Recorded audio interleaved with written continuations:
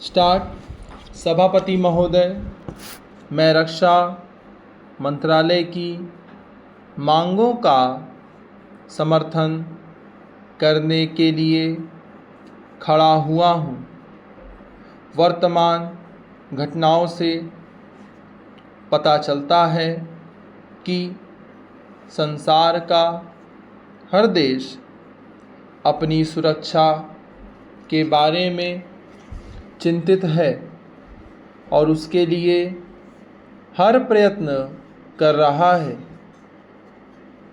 इस दृष्टि से अन्य देशों की तरह हमारे देश में भी रक्षा मंत्रालय का महत्व है।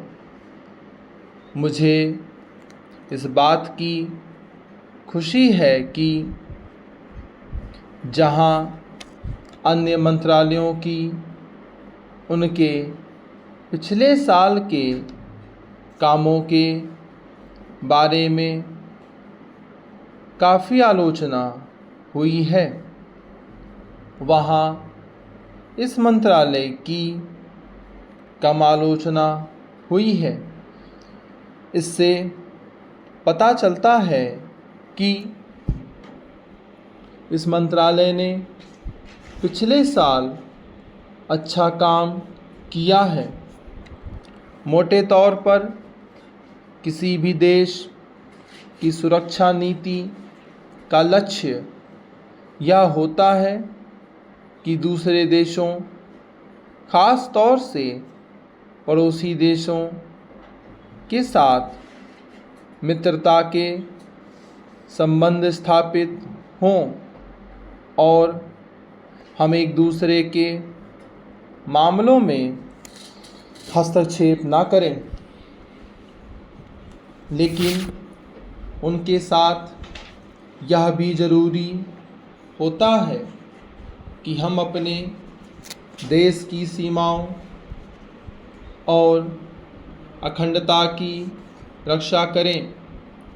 इसलिए हमारे देश का यह कर्तव्य हो जाता है कि हम अपने पड़ोसियों के कार्यों पर पूरी नज़र रखें, क्योंकि आज तक हमारे देश पर जो संकट आए वे हमारे पड़ोसियों से आए हैं।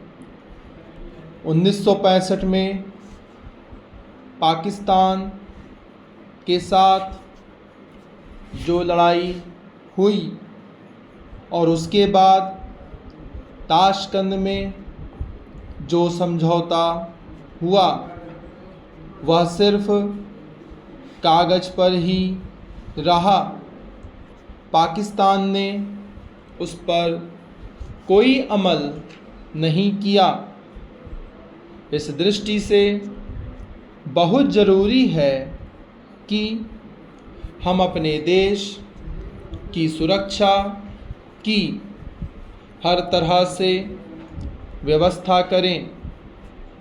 हमारा उद्देश्य दूसरों पर आक्रमण करना नहीं है, लेकिन यदि हम पर कोई आक्रमण करे तो हम में इतनी शक्ति अवश्य होनी चाहिए कि हम उसका डटकर सामना कर सकें।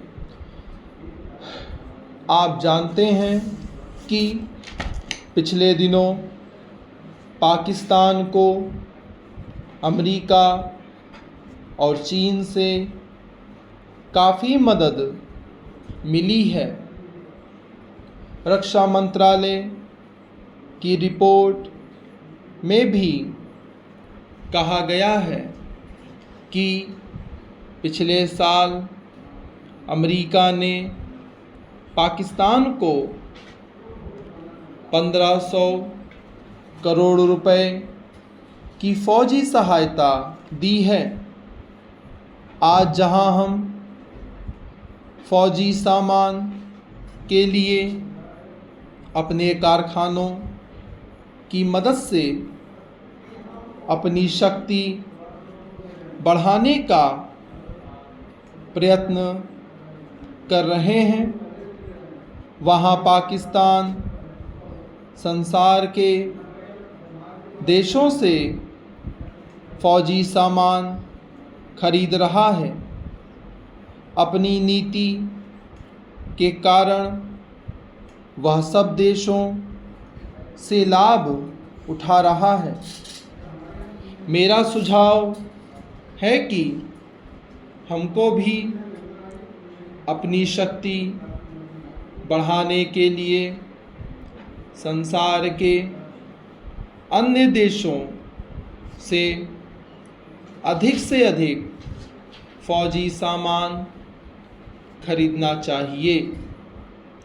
आज तिब्बत की सीमा पर चीन की 1.5 लाख फौज खड़ी है।